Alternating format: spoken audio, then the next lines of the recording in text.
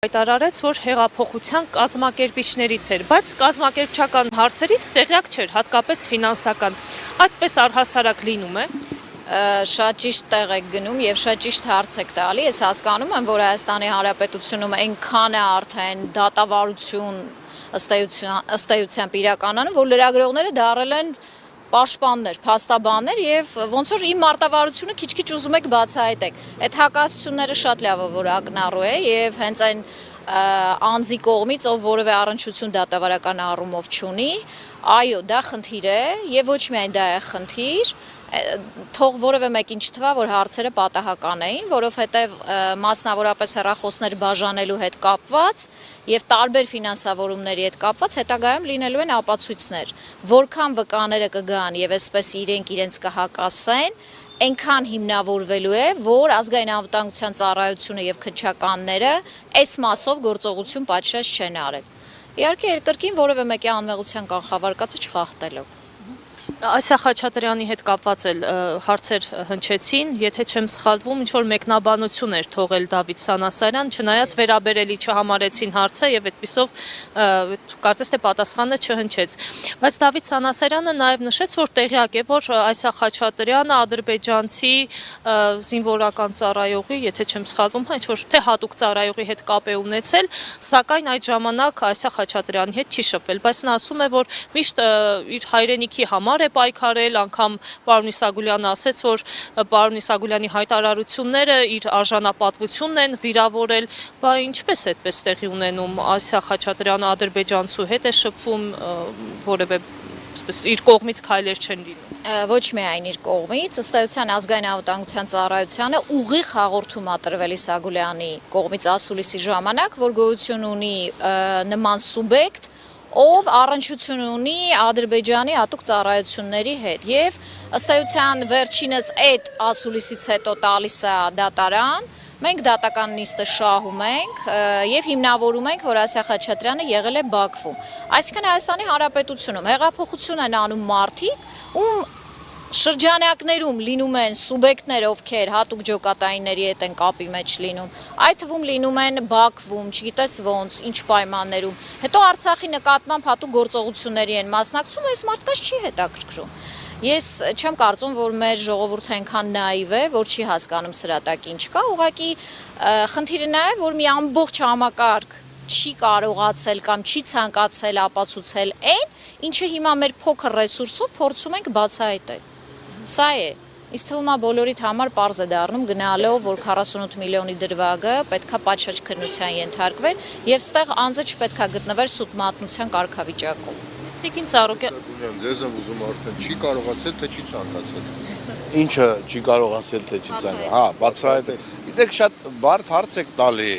իրանց տեսանկյունից, իմ տեսանկյունից շատ պարզ է, տեսեք։ Նկատի ունենալով ձեր նախկին պաշտոնը կառույցը կարող էր, թե չէր կարող։ Միանշանակ կարող էր, ոչ միայն կարող էր, ես կարծում եմ դրա համար ինքը նաև հիմքեր է ունեցել։ Ուրիշ բան, որ այդ հիմքերին չեն անդրադարձել, դա այլ խնդիր է, դա ես կարծում եմ, եթե մենք օբյեկտիվ քննություն ընթանամ ինչև վերջ եւ բոլոր այն մարդիկում չգիտես ինչի երկրից արտաքսել են, թույլ տան, որ այդ մարդիկ գան եւ որպես վկա ցուցմունքներ տան, որպես գործող վկա, հասկանում եք, այն ամեն ականատես վկա, ապա ես կարծում եմ ընթացքը միանգամայն ուրիշ կլինի, բայց տեսեք ինչ է տեղի ունենում, ես պատահական այդ երկու հարցերը չտվեցի։ Ինչ է նշանակում մարդ, որը մինչև 18 թիվը նույնիսկ մինչև 18 թիվը, հա, արդեն հայտնի էր իր վարքագծով, խոսքս Այսա Խաչատրյանի մասին է, ընդորում նա մինչև հեղափոխությունը նույնիսկ հմեկով է մարդու մասին հաղորդում գնացել։ Մարդը ասում է, որ ինքը հանուն հայրենիքի, հանուն իր արժանապատվության իմ ասացի հիման վրա հաղորդում է տվել։ Բայց երբ որ փաստաբան Աննա Ծառուկյանը հստակ հարց տվեց, կապված, որ իմացել է արդյոք իմացել է, գրառումներ կան, որտեղ ինքը մի տղայի հետ է հատուկ ջոկատային ադրբեջանական, որ ասում է, որ ինքը հայի մորթելու է, փորը թափելու է, այդ փորի եղածից քաբաբ է սարքելու, հայերին կերցնելու։ Այդ կարգի արտահայտություն։ Հիմա ինքը լինելով ես պատական չէր, որ ասեցի, առնվազն երկրորդ կամ երրորդ պաշտոնյան կլիներ, եթե ԱԱՑ-ն իր նկատմամբ գործ չարուցեր։ Այսինքն ինքը տեսնում է, որ մեկը, որ հայրենիքի համար խիստ վտանգավոր մարդ է։ Ինքը նրա հետ կապ է պաշտպանում, իմանում է, որ այդ մարդը Ադրբեջան համենը մամուլից լավ չի ստուգել։ Եվ որպես պետական բարձրաստիճան պաշտոնյա անմիջապես չի դիմում հատուկ ծառայություններին, որ տեսեք, ես ինչ որ մեկի հետ կապի մեջ եմ, ճշտեք, գուցե այդ մարդը դիվերսանտ է, այդ մարդը գործակալ է, այդ մարդը շպիոն է եւ այլ, հա, եւ այդ հարցը իրան չի հետաքրում։ Այդ Իսագուլյանի մամլո ասուլիսի ժամանակ արած հայտարարությունը ինքը նրան այնքան է ուզել, որ ինքը դրա համար գնացել է քննչական կոմիտե, դիմել է, որ ոնց պարոն Իսագուլյանին սուտ մատնություն է անում։ Նույնպես եմ կրկնում, հայրենիքի համար մտածողը ոչ թե Իսագուլյանի հետ խնդիր ուներ, գար կպարզեր, բայց մարդ, որի մասին գրված է, որ նա համագործակցում է Ադրբեջանի հատուկ ծառայության աշխատակիցների հետ, այդ մարդու հետ ինքը այնպես կապեր է, գրվում է, իմիջիալից ինքը իրան ստեղ երկու անգամ հակասեց, մի անգամ ասեց, որ հանդիպել է, որ չի հանդիպել, ուղղակի Facebook-ից է իմացել, եւ այլ, դրանք էլ, բայց այդ պարագայում ինքը հաղորդում չի տվել, որ ստուգեն, գոնե պարզեն, որ ինքը շփում է այդ մարդու հետ դադարեցնի, գուցե Ասիա Խաչատրյանը պատահական չէր եկել Արցախ, գիտեք այդ գործը, պատահական չէր, որ եկավ շրջափակեց Արցախի ներկայացուցին իր գունավոր մազերով եւ այդ մարդու հետ պետության ամենայն դեպս նույնպես եմ կրկնում, եթե իր նկատմամբ այդ քրեական գործը չլներ ինքը երկրորդ կամ երրորդ պաշտոնյան տիլներ Հայաստանի, բայց իրան չի անհանգստացնում, որ ինքը կարող է այդ ընթացքում կապի մեջ է եղել, ուրեմն պետության նկատմամբ դիվերսիոն գործողություններ կատարող ինչ-որ անձի հետ։ Քաբլից ես որևէ մեկի չեմ եղել, բայց կարող էր չէ տենց լինել։ Ինքը ուրեմն դի դիմեր համապատասխան մարմիններին, որ դա ստուգեի։ Ոչ թե դիմեր, որ Իսագուլյանը իմ մասին ինչ-որ բան է ասել։ Սա է ամբողջ խնդիրը։ Տիկին Ծառուկյան, մի հարց է ձեզ ունեմ 48 միլիոնի դրվագի հետ կապված, ինձ մոտ այդպիսի տպավորություն է ստեղծվել, եթե սխալ եմ, խնդրում եմ ասեք, ինչպես է ստացվում, որ հենց այդ թեմայի վերաբերյալ հարց է հնչում, կամ վերաբերելի չէ, կամ արդեն անձնական դաշտ եք մտնում, այդպես ինչպես է ստացվում։ Անհարմար հարցերը միշտ էլ խնդիր են եւ այն դատարանների համար, ովքեր օրինակ պետական պատվերներ են կատարում եւ այն վկաների համար, որոնք ուղղորդված գալիս են։ Սա վերանանք այս գործից առհասարակ եմ ասում։ Բայց 48 միլիոնն է ձեզ համար տարօրինակ թվում, ստեղ ավելի տարօրինակ հետաքրքիր բան է եղել։ Անձը հաղորդում է տվել հանցագործության մասին, իրավաբան սուբյեկտը, սա աննախադեպ իրավիճակ է։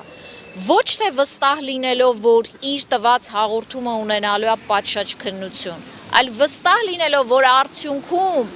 մերժվելու է իր հաղորդումը եւ Իսագուլյանը ունենալու է սուտ մատնության մեղադրանք։ Այսինքն այս մեխանիզմը հիմա իրավաբանները լսում են, հասկանում են ինչ եմ ասում։ Ոնց կարամ ես հաղորդում տամ հանցագործության մասին, ոչ թե իմ նպատակը լինի, որ իմ տված հաղորդման առարկան դառնա քննության առարկա, այլ ես ընենց տամ հաղորդումը վստահություն ունենալով, որ ում վրա որ տալիս եմ,